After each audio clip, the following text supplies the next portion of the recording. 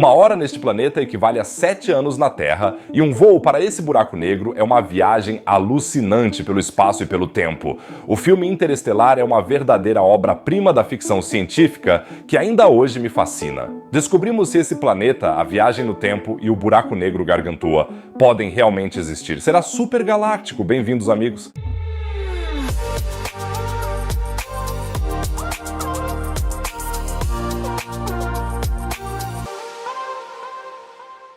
Interestelar, de Christopher Nolan, elevou o nível dos filmes de ficção científica baseados em ciência.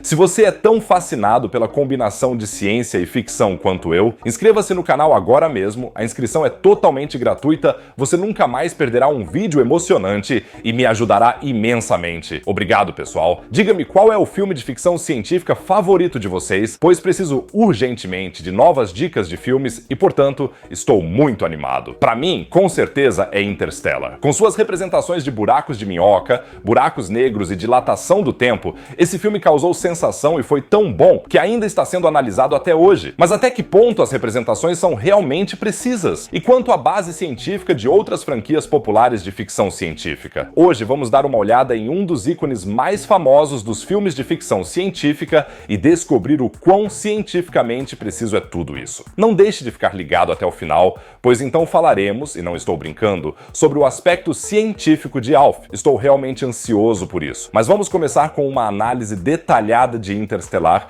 e descobrir se realmente podemos viajar pelo espaço e pelo tempo dessa forma. Interestelar conseguiu retratar o tema da viagem no tempo com mais precisão do que qualquer outro filme. Cientistas renomados, como o pesquisador de buracos de minhoca Kip Thorne, contribuíram para o roteiro e a intenção de se manter relativamente próximo dos fatos científicos é claramente evidente no filme.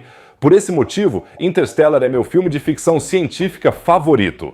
O filme é sobre o seguinte: a Terra não é mais habitável por motivos sinistros, e a humanidade precisa encontrar um novo planeta para sobreviver. O protagonista Cooper e sua filha percebem sinais muito misteriosos em sua casa que aparecem como que por mágica e informam as coordenadas da sede da NASA, entre outras coisas. Os dois viajam para lá e Cooper rapidamente se torna parte de uma missão espacial para salvar a humanidade, pois um buraco de minhoca aparece convenientemente no sistema solar e leva a um sistema relativamente promissor. Lá, há vários planetas que podem ser habitáveis. O problema é que os planetas estão orbitando um buraco negro que tem o adorável nome de Gargantua. No final, Cooper consegue viajar de volta ao nosso sistema solar por meio desse mesmo buraco negro, embora muitos anos no futuro. Acontece que foi ele, desde o início, que conseguiu se comunicar com sua filha no passado por meio da curvatura gravitacional do buraco negro. Portanto, foi ele quem causou o misterioso sinal na casa que os levou à NASA em primeiro lugar. Vamos começar com o sistema de buraco negro. Isso é realista. Um sistema no qual não há estrela, mas um buraco negro, sem dúvida, porque há um grande mal-entendido sobre os buracos negros. Muitas pessoas os veem como monstros vorazes do espaço, mas na verdade eles são totalmente incompreendidos. Na verdade, os buracos negros só precisam de um pouco de amor. Tudo bem.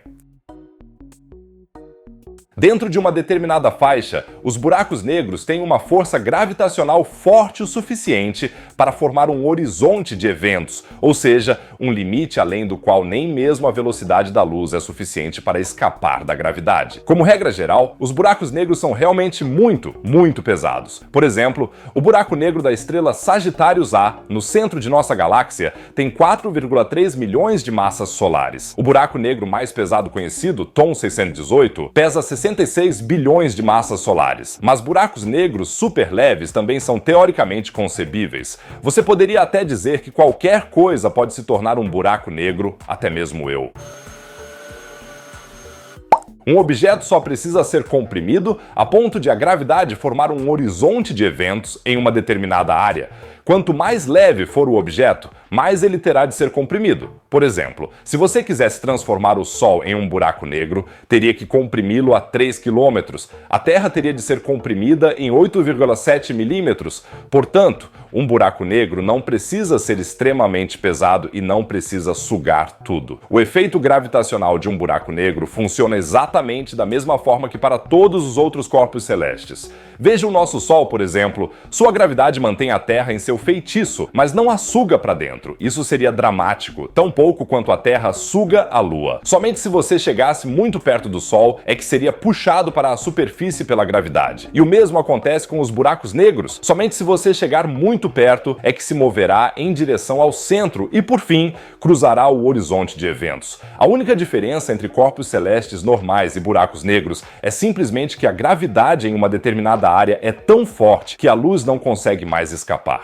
E isso significa que é absolutamente concebível que os planetas em um sistema possam formar uma órbita estável em torno de um buraco negro. E agora existe um nome oficial para esses planetas: Planets, um portmanteau de buraco negro e planeta. Portanto, Interstellar estava até mesmo à frente da ciência, pois quando o filme foi feito, o termo planet ainda não existia. Embora ainda não tenham sido descobertos planets em nossa galáxia, estou confiante de que isso mudará em breve, pois é até relativamente provável que planets se formem em torno de um buraco negro. No disco de acreção que orbita muitos buracos negros, ou seja, uma enorme coleção de gás e matéria sólida, há material suficiente para uma formação de planetas. E mesmo que esse planet tivesse uma órbita fixa em torno de um buraco negro, isso não significa que a forte gravidade não se faria sentir. E isso nos leva ao segundo tema principal de Interstellar, viagem no tempo. Quando a tripulação aterrissa em um dos planets chamado Miller's Planet, em órbita de Gargantua, eles experimentam a relatividade do tempo em primeira mão. Uma hora no Miller's Planet é equivalente a 7 anos na Terra. É exatamente o mesmo efeito que você sente quando os parentes o obrigam a ouvir as histórias do seu tio maluco por 1 hora. What a name right now.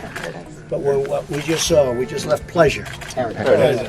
Paradise. A equipe recebeu o sinal para aterrissar no planeta do Dr. Miller, que havia localizado o planeta anos antes de o filme realmente acontecer. Mas quando a tripulação aterrissa no planeta, encontra fragmentos da nave espacial de Miller que parecem novos. A tripulação percebe que, se Miller aterrissou há 21 anos na Terra, foi há apenas 3 horas nesse planeta. E depois que a tripulação do planeta de Miller pega a nave de volta para sua nave espacial, que está esperando a alguma distância do planeta, eles percebem que apenas algumas horas se passaram para eles, mais 23 anos na Terra. Tudo isso parece completamente inacreditável, mas é cientificamente verdadeiro. Albert Einstein descobriu que o espaço e o tempo estão inextricavelmente ligados. Uma massa extrema como a de Gargantua não apenas dobra o espaço, mas também o tempo. Sob essa enorme influência gravitacional, o tempo passa de forma muito diferente no planeta de Miller do que na Terra, que não está exposta a essa influência. É difícil para nós imaginarmos isso, pois não podemos ver o tempo, mas isso não muda o fato de que ele está presente em todos os lugares como uma dimensão, mesmo aqui. Talvez seja melhor imaginá-lo como um trampolim que é empurrado para baixo por um peso pesado. Ela fica realmente maluca. Poderiam existir civilizações alienígenas que se desenvolveram em planets e para as quais se passaram apenas alguns dias, enquanto nós estamos trabalhando em nossa civilização há milhares de anos. Gostaria de mencionar outro aspecto interessante que raramente é abordado: o estranho comportamento da água no planeta de Miller. O planeta parece estar coberto por um oceano, mas a água está apenas na altura do joelho. Não parece muito ruim para as próximas férias de verão perfeitas, mas também há ondas gigantescas que podem estragar um pouco a experiência das férias. A representação do oceano no Miller's Planet também é muito precisa do ponto de vista científico. O planeta de Miller tem o formato de uma bola de futebol com uma extremidade constantemente apontada para Gargantua. Ele orbita Gargantua com uma rotação limitada, de modo que sempre fica de frente para o buraco negro do mesmo lado. Assim como a nossa Lua, que sempre mostra o mesmo lado para a Terra. E as ondas no planeta de Miller não estão realmente se movendo e vindo em direção ao observador, mas é o próprio planeta que está girando sob o observador, e as ondas são fixas e em algum momento atingem o observador. E essas ondas sólidas, que são criadas pela rotação vinculada, também explicam a água na altura dos joelhos, porque grande parte da água do planeta está permanentemente ligada a essas ondas que não se dissipam. E é por isso que o restante do planeta é coberto apenas por águas rasas. Acho que esse aspecto não é suficientemente apreciado em muitos vídeos, pois essa é a única representação correta que conheço em um filme de um planeta de água gravitacionalmente ligado em torno de um buraco negro. Ok, isso também não aparece em muitos filmes. Já estabelecemos que a existência existência de planets com ondas gigantes é possível em princípio, mas vamos examinar a física do planeta de Miller com um pouco mais de detalhes. Um dos principais motivos pelos quais o planeta de Miller não é engolido, apesar de sua proximidade com Gargantua, é que Gargantua é um buraco negro que gira rapidamente, e a física dos buracos negros giratórios é diferente da dos buracos negros não giratórios. A velocidade da rotação do Gargantua significa que há uma única órbita estável fora do horizonte de eventos. Mas é aqui que a coisa fica curiosa. De acordo com Kip Thorne, o cientista que coescreveu o roteiro, o Miller's Planet orbita Gargantua a cada 1,7 horas para observadores externos. Para os observadores no planeta de Miller, devido à relatividade do tempo, isso significa que o planeta orbita Gargantua 10 vezes por segundo, o que é realmente mais rápido do que a velocidade da luz. Entretanto, como a rotação de Gargantua faz com que o espaço gire em torno do buraco negro de forma semelhante a um redemoinho, o planeta de Miller não está viajando mais rápido do que a luz em relação ao espaço, pois as leis da física afirmam que você não pode viajar mais rápido do que a luz em relação ao espaço. Mas o espaço em si não está limitado pelo limite de velocidade e, portanto, é possível viajar de fato mais rápido do que a luz, dobrando e torcendo o espaço como ponto de referência. Engenhoso. Não estou dizendo que esse cenário descrito no filme seja particularmente provável, mas ele está absolutamente de acordo com as regras da física. Mas não quero apenas elogiar, também podemos dar uma olhada no que não é tão cientificamente preciso no filme Interstellar. A representação do céu no planeta de Miller. Você não vê o Gargantua em lugar nenhum, e dadas as propriedades físicas descritas e, acima de tudo, a proximidade do planeta de Miller com o buraco negro, o Gargantua deveria, na verdade, preencher metade do céu. Ok, essa é apenas uma questão menor e uma reclamação em um nível muito alto. Mais digna de crítica do ponto de vista científico é a descrição dos eventos assim que Cooper cruza o horizonte de eventos do buraco negro. Ele sobrevive e é capaz de interagir com o que vê como o passado na Terra por meio da curvatura espaço-temporal do buraco negro e acaba voltando em segurança para o nosso sistema solar. Portanto, se algum dia você vir um buraco negro, recomendo enfaticamente que não tente recriá-lo, pois é muito provável que não haja nenhuma maneira consistente com as leis da física de retornar depois de cruzar o horizonte de eventos. O horizonte de eventos é o limite além do qual a gravidade é tão forte que nem mesmo a luz pode escapar.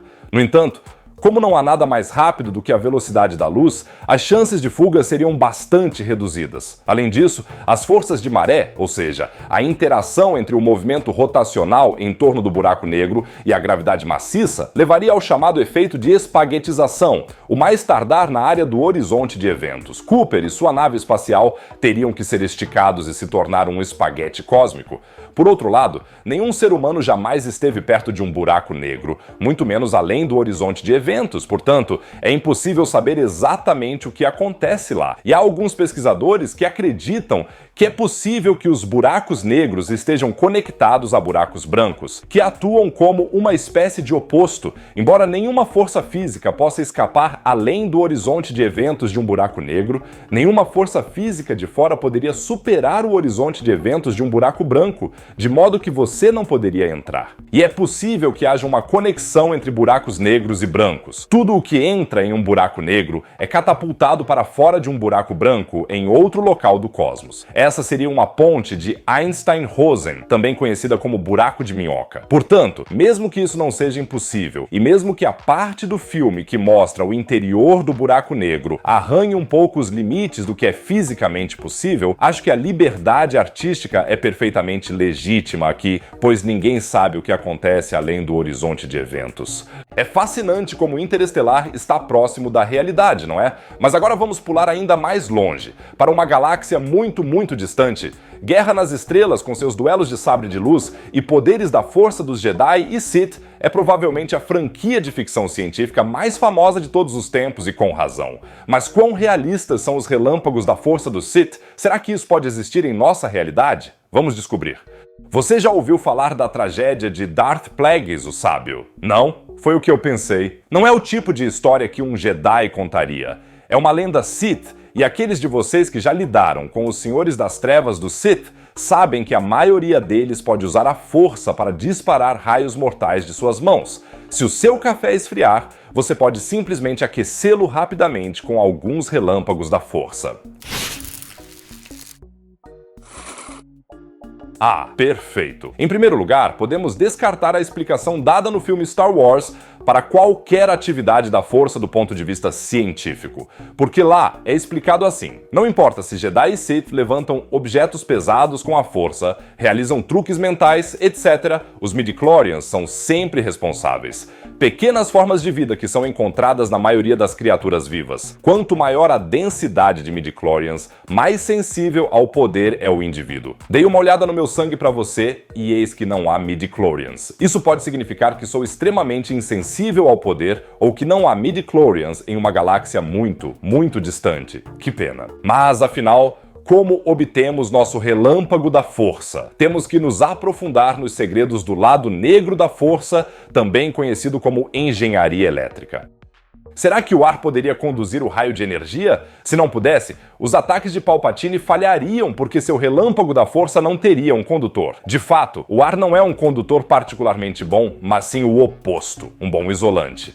Portanto, as cargas elétricas são mal conduzidas pelo ar, mas o relâmpago da força de Palpatine é poderoso e pode, portanto, superar as propriedades isolantes do ar. Em princípio, quase tudo tem a chamada tensão de ruptura, que é simplesmente a quantidade de carga elétrica que deve ser atingida para que um corpo se torne um condutor. Um bom mnemônico da engenharia elétrica: com eletricidade suficiente, tudo se torna condutor.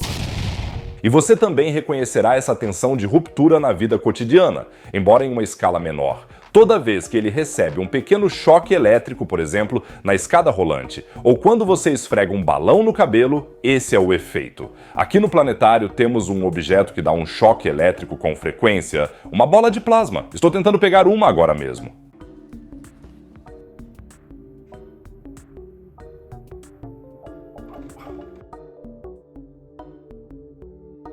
O que acabou de acontecer aqui? A superfície do meu corpo tinha uma carga mais negativa do que a bola de plasma, e esse desequilíbrio entre as cargas negativa e positiva quer se igualar. Se for forte o suficiente, essa equalização pode ocorrer por meio de uma pequena carga elétrica, mesmo que o ar mal condutor estivesse entre mim e a bola de plasma. Se o desequilíbrio de carga for grande o suficiente, atingiremos a tensão de ruptura. E se eu conseguir fazer isso com minha bola de plasma, será muito fácil para um poderoso Lord Sith como Palpatine. Por outro lado, o relâmpago da força de Palpatine é obviamente um pouco mais poderoso do que meu pequeno choque elétrico neste momento. A palavra mágica é avalanche de elétrons. Para entender isso, temos que ir até o nível atômico. Quando Palpatine dispara a eletricidade de seus dedos, ele lança muitos elétrons no espaço, partículas elementares com carga negativa. Esses elétrons atingem os átomos e quando os elétrons atingem os átomos, eles podem ionizá-los, ou seja, energizá-los. Durante a ionização, os elétrons são arrancados de um átomo e se um átomo perde um elétron de carga negativa, ele se torna um íon de carga positiva. Parece complicado, mas todos vocês estão familiarizados com o efeito da ionização, por exemplo, por meio das auroras. A radiação solar de alta energia ioniza as camadas superiores da atmosfera da Terra, que começam a brilhar nas mais belas cores. A propósito, nossa esfera de plasma, da qual tive a maldade de levar um choque elétrico, também é um bom exemplo de ionização. A esfera contém determinados gases e eles são ionizados quando a corrente é ligada. Se você tocar a esfera, a descarga dentro da lâmpada será distorcida e com uma avalanche de elétrons, temos agora um efeito de intensificação dessa ionização. Mais e mais elétrons são arrancados dos átomos e encontram mais e mais novos átomos que os ionizam até que finalmente ocorre uma avalanche de ionização e a escória Jedi é completamente torrada. Oh, desculpe, minhas emoções negativas levaram a melhor.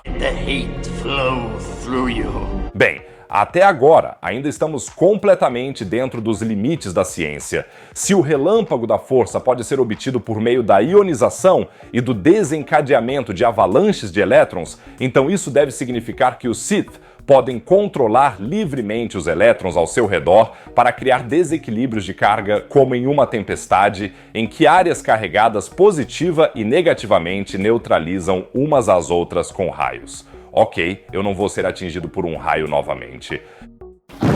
E como você controla elétrons individuais por pura vontade para que possa disparar um equalizador de voltagem na forma de um flash de energia a qualquer momento? É aí que a ciência nos deixa, infelizmente. Na verdade, isso só pode ser explicado pela força. Aparentemente, Palpatine precisa fazer seus midi-chlorians soarem muito para que isso seja possível. O que nos leva a outra pergunta. Se Palpatine parece estar usando sua própria energia física para manipular os elétrons, de onde ele está obtendo essa energia? Afinal de contas, os midi-chlorians estão em seu corpo. Tenho certeza de que você já ouviu falar da lei da conservação da energia.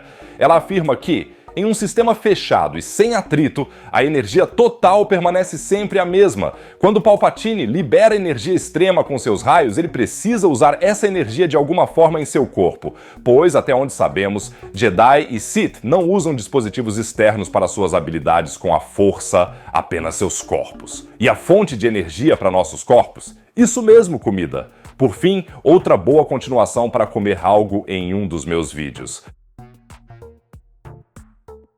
Quanto e o que Palpatine teria de comer para obter energia suficiente para sua manipulação sombria de elétrons? Vamos supor que os flashes de energia de Palpatine sejam comparáveis a um relâmpago comum na Terra. Não seria necessário tanto para matar um ser humano, mas deve ser fácil para um Sith Lord acompanhar um relâmpago comum. A unidade básica de corrente elétrica é o ampere, e um raio comum atinge cerca de 30.000 amperes. Convertido em joules, a unidade de energia, isso seria 500 megajoules. Agora podemos simplesmente calcular a quantidade de comida que você teria de comer para conseguir isso, pois os joules podem ser convertidos em calorias. Portanto, Palpatine teria de ingerir calorias suficientes na cantina da Estrela da Morte para atingir 500 megajoules. Um Big Mac, a unidade mais importante da matemática, contém 500 quilocalorias, ou seja, 500.000 calorias. Vamos fazer as contas. Palpatine teria que comer cerca de 240 Big Macs no café da manhã para disparar um raio poderoso contra Luke, equivalente à intensidade de um raio comum durante uma tempestade.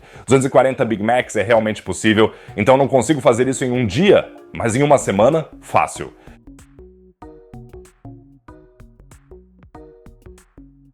Com certeza, Palpatine não conseguiria converter todas as calorias do Big Mac em 1 para o raio de energia. Ele também precisa de energia para suas outras funções corporais, então ele provavelmente deveria comer mais alguns Big Macs do que 240 como precaução. E mais uma vez, a ciência nos forneceu conhecimentos elementares para nossas vidas. Se você quiser lançar um raio de energia, basta comer muitos hambúrgueres e de alguma forma conseguir controlar os elétrons para acionar a ionização por meio de avalanches de elétrons. Vida longa à ciência.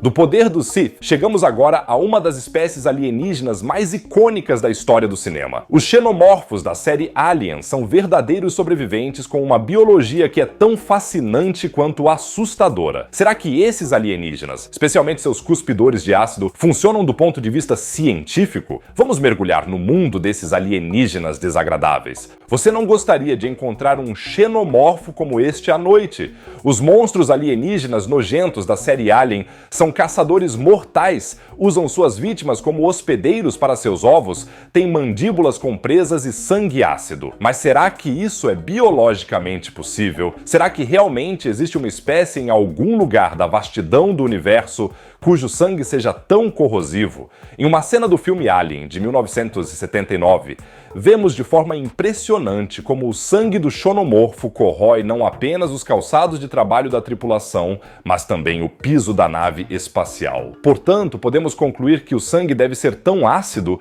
que pode até mesmo corroer materiais duros como o metal. Primeiro, um pouco de química básica. Você provavelmente está familiarizado com os termos ácidos, bases e valor de pH. O valor do pH descreve o caráter ácido ou básico de uma solução aquosa. Os ácidos são todos os compostos químicos capazes de transferir prótons, ou seja, partículas elementares carregadas, positivamente para um parceiro de reação, como a água. As bases, por outro lado, são todos os compostos químicos capazes de formar íons de hidróxido, ou seja, partículas carregadas negativamente, e assim neutralizar os ácidos. Os ácidos diminuem o valor do pH de um líquido, enquanto as bases aumentam o valor do pH. Você reconhecerá imediatamente que o sangue do xenomorfo deve ser ácido e não alcalino. Um líquido com um valor de pH de 7 é neutro. O sangue humano consiste quase inteiramente de água e, portanto, tem um valor de pH de 7,3 e é agradavelmente neutro, portanto, felizmente você não pode atacar as pessoas com seu próprio sangue. Se o valor do pH do seu sangue se mover, mesmo que ligeiramente, em direção ao espectro ácido, essa é uma condição séria chamada acidose. Portanto, não há chance de você se tornar um xenomorfo. A situação é diferente para outras espécies. Alguns répteis alteram o valor do pH do sangue, dependendo da temperatura, e podem até mesmo sobreviver a um valor de pH sanguíneo de 6, ou seja, fortemente ácido. Mas mesmo um valor de pH de 6 está muito longe do nível derreter através do teto da nave espacial. Qual é um dos ácidos mais corrosivos que conhecemos? O ácido fluorídrico, também conhecido como ácido hidrofluorídrico, pode gravar materiais como vidro ou cerâmica. Quando entra em contato com a pele, o efeito pode ser tão devastador que nem chega a doer, pois os nervos são imediatamente destruídos e não conseguem mais enviar sinais de dor. Mesmo uma pequena quantidade pode levar à morte. Portanto, precisamos de algo ainda mais corrosivo. E aqui está ele: ácido hexafluorantimônico. Até mesmo o nome é muito corrosivo para você pronunciar. O ácido hexafluorantimônico é classificado como um superácido e o valor do pH não se encaixa mais na escala. Ele tem um valor de 31,3 negativos. Isso é corrosivo. Esse material é tão corrosivo, palavra especializada para corrosivo, que realmente poderia corroer o piso de metal de uma nave espacial, embora um pouco mais lento do que o sangue de um xenomorfo. Até aqui tudo bem. Vamos supor que o ácido hexafluorantimônico flua pelas veias de um xenomorfo, mas completamente sem diluição, pois se ele entrar em contato com a água, haverá uma explosão. De que material o corpo, as veias e as artérias do xenomorfo teriam de ser feitos para que o sangue superácido não destruísse imediatamente seu próprio corpo? Existem materiais que não reagem com ácidos. São chamados de resistentes a ácidos. Você provavelmente conhece um deles, o politetrafluoretileno.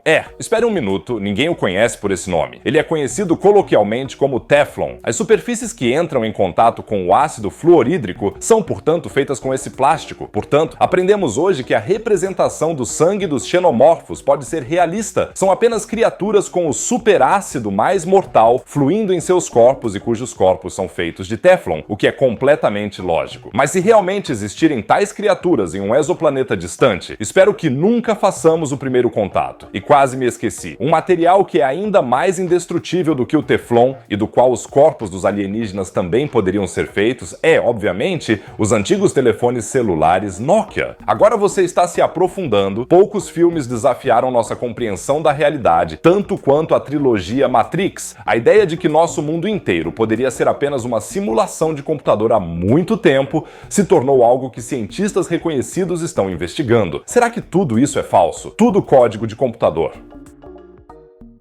Nos filmes, a premissa básica é que o que percebemos como um mundo normal é apenas uma simulação de computador, a Matrix, na qual as máquinas estão fazendo as pessoas acreditarem. Na realidade, as pessoas estão inconscientes e sonhando em uma realidade distópica na qual são abusadas pelas máquinas como fornecedoras de energia. Algumas pessoas conseguem enxergar esse engano e lutam contra o domínio das máquinas tanto na Matrix quanto na realidade, fora da Matrix. Em uma cena famosa, a saída do personagem principal Neo da Matrix começa com a necessidade de escolher entre uma pílula azul ou vermelha. Somente a vermelha permite que ele escape da Matrix, mas isso também significa que ele terá de abrir mão de todos os confortos de sua vida simulada. Agora, muitos de vocês devem estar dizendo, pá, totalmente irrealista. Minha vida não é determinada por máquinas. Espere, recebi uma notificação em meu iPad. Preciso me ausentar por um momento. O filósofo sueco Nick Bostrom vem estudando a Matrix há muito tempo e a chama de teoria da simulação. Ele diz: uma coisa que a geração posterior poderia fazer com seus computadores superpoderosos é realizar uma simulação detalhada de seus antepassados ou de pessoas semelhantes a eles. Se esse fosse o caso, poderíamos argumentar que seria razoável pensar que é mais provável que pertencêssemos às mentes simuladas do que às mentes biológicas originais. Portanto, a menos que acreditemos que estamos vivendo atualmente em uma simulação de computador, não temos justificativa para acreditar que nossos descendentes realizarão tais simulações de seus ancestrais. Faça a si mesmo a seguinte pergunta: você acredita que daqui a 1000, 2000 ou até 10.000 anos a humanidade estará tão avançada tecnologicamente que poderá simular algo assim com um computador? Acho que isso é muito provável, e se você presumir que os humanos serão capazes de criar essa matriz em algum momento, então é relativamente provável que já existamos em tal simulação, não é? Porque você deve se lembrar que as chances de viver em uma matriz são matematicamente muito maiores do que na realidade. Porque existe apenas uma realidade, mas as simulações da realidade são possíveis um número infinito de vezes, assim que for tecnicamente possível criá-las. Portanto, você poderia fazer a premissa de que há um número infinito de simulações, mas apenas uma realidade real. De um ponto de vista puramente probabilístico, fica claro onde estamos agora, ou seja, em uma simulação. Para aumentar a sua crise existencial, vamos dar uma olhada no que Elon Musk tem a dizer sobre isso. Há alguns anos ele disse o seguinte: se você presumir basicamente um desenvolvimento maior, os jogos de computador acabarão se tornando indistinguíveis da realidade. É muito provável que estejamos em uma simulação. O que exatamente ele quer dizer com isso? Quando eu era pequeno, os jogos de computador eram assim. O Super Mario, que podia correr da esquerda para a direita e consistia em alguns pixels, era o máximo em termos de gráficos. E não faz muito tempo que eu era um garotinho.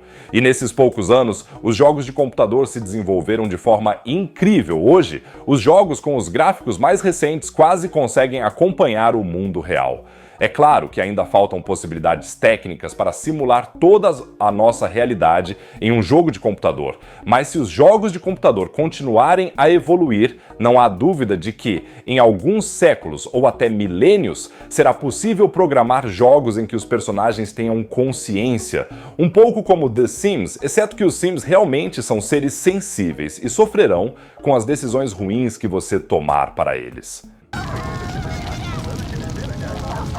Em outras palavras, o imenso progresso técnico do desenvolvimento de jogos de computador pode ser uma indicação de que nós mesmos estamos vivendo em um jogo desse tipo. Portanto, Super Mario World talvez tenha sido apenas um dos primeiros passos para a Matrix. E aqui entra outro argumento a favor da teoria da simulação: as leis da natureza. Pessoas inteligentes podem descobrir exatamente como a gravidade funciona, dependendo da massa de um corpo celeste e a velocidade com que a luz viaja no vácuo e assim por diante. Mas por que as leis da natureza são exatamente como são? Por exemplo, por que a velocidade da luz é a velocidade máxima? Por que a massa da Terra gera a mesma gravidade que gera? Por que os átomos têm determinadas propriedades? Talvez as leis da natureza sejam o código de programação da nossa realidade. O Super Mario só pode pular tão alto quanto os programadores permitem que ele pule, e a luz só pode se mover tão rápido quanto o código de nossa simulação permite. Todos esses são indícios de que a realidade pode ser simulada, mas é claro que não há provas sólidas. Eu mesmo não colocaria minha mão no fogo. Se somos reais ou se somos simulados, eu diria que sou completamente agnóstico em relação a tudo isso. Gostaria de mencionar um desenvolvimento que me faz lembrar particularmente de Matrix, o metaverso. Empresas como o Facebook, cuja empresa controladora até mudou o nome para Meta, querem transferir grande parte de nossas vidas para a realidade virtual, para o metaverso. No metaverso, poderemos viver digitalmente, participar de reuniões com um avatar digital,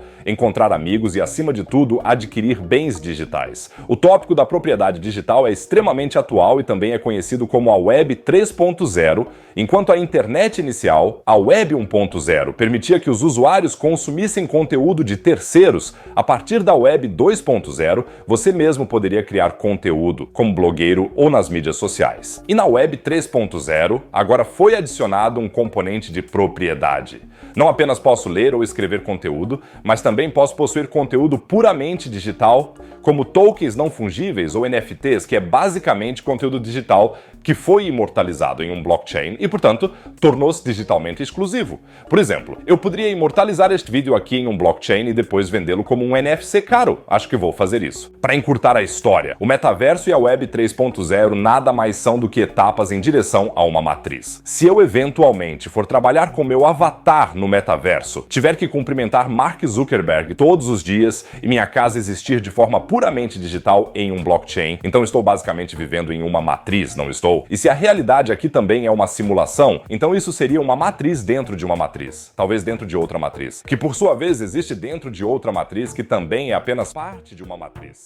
Não me entenda mal, não quero necessariamente retratar isso como algo completamente ruim, pois considero os desenvolvimentos na área da Web 3.0 e NFT extremamente empolgantes. Diga-me o que você pensa sobre o metaverso e a Web 3.0. É um desenvolvimento interessante e em que direção ele deve ir? Para finalizar nossa jornada pelo cenário dos filmes de ficção científica, faremos um pequeno desvio para climas mais leves. Você se lembra de Alf, o alienígena peludo dos anos 80? Eu adoro essa série e, na verdade, ainda a assisto muito hoje. A origem de Alf no planeta Melmac nunca foi mostrada em detalhes, mas há alguns fatos fascinantes sobre ele. Ele é provavelmente o alienígena mais adorável da história da TV, a Alf. Em 102 episódios aprendemos muito sobre a vida do amante de gatos da família Turner, mas de vez em quando, Alf também fala sobre a vida em seu planeta natal Melmac. Neste vídeo, reuni 5 fatos interessantes sobre esse planeta para você, pois não é apenas sua forma que é um pouco estranha. Fato 1. Melmac explodiu. De acordo com o próprio Alf, seu mundo natal era relativamente parecido com a Terra, mesmo que o planeta fosse um pouco deformado. Há apenas uma foto de Melmac em que suas 2 luas podem ser vistas. Infelizmente, Melmac explodiu em 1985 no calendário da Terra. A forma como essa explosão ocorreu é altamente controversa. Enquanto alguns supõem que uma guerra nuclear foi a responsável, Alf afirma firmemente que foi porque todos os habitantes acidentalmente ligaram seus secadores de cabelo ao mesmo tempo. Fato 2. Melmac consistia em Melmac. De acordo com Alf, Melmac não era feita de terra e água, mas de Melmac. Infelizmente não sabemos exatamente o que é essa substância. Tudo o que sabemos é que o céu em Melmac era verde e a grama era azul. Melmac também orbitava uma estrela de cor púrpura. No entanto, é possível que as peculiaridades da substância Melmac sejam responsáveis pela estranha deformação do planeta. Fato 3. Melmac tinha muitas leis estranhas. Os habitantes viviam em uma sociedade com todos os tipos de leis estranhas. Alf menciona algumas delas ao longo do tempo. Em Melmac, por exemplo, era proibido dançar com o carteiro. Um dos crimes mais comuns em Melmac era fazer cócegas em seu cabeleireiro. Também era proibido acenar para um halibut. As leis são importantes para uma sociedade funcional. Fato 4. Espécies estranhas habitavam Melmac. As espécies às quais Alf pertencia não eram as únicas criaturas em Melmac. Antes disso, dinossauros gigantes governavam o planeta. No entanto, eles não podem ser comparados aos dinossauros da Terra, pois eram uma mistura de dinossauros e agentes de seguros, os chamados dinossauros vendedores. Melmac também já foi infestada por pães vivos. Eles foram criados quando um padeiro usou fermento radioativo. Felizmente, os pães vivos foram derrotados. Fato 5. O calendário de Melmac era semelhante ao da Terra. Melmac precisava de 386 dias para orbitar sua estrela de cor púrpura. Como na Terra, o ano era dividido em 12 meses, que tinham os seguintes nomes: Harbol, Tarbol, Goruf, Kilmerl, Orin, Barp, Twangle, Fanfan, Nathanganger, Anerva e Fibol. O aniversário de Alf, por exemplo, é no dia 28 de Nathanganger. Há vários feriados públicos ao longo do ano. Por exemplo, o Dia Nacional Picking on the Martians, que tem como objetivo comemorar a reação dos pepinos malvados em Marte. Em suma, você poderia dizer que Melmac é um planeta bastante singular em nossa galáxia. Você conhece algum outro fato interessante da série Alf? Fique à vontade para escrevê-los nos comentários.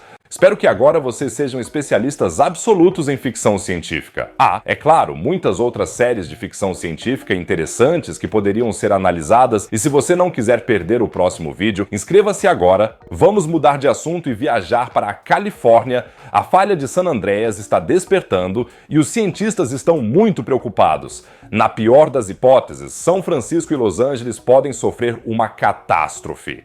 Você pode descobrir exatamente o que podemos esperar e, acima de tudo, quando no vídeo exibido, clicando no canto superior direito. Caso contrário, eu diria que vejo você no próximo vídeo. Cuidem-se, amigos!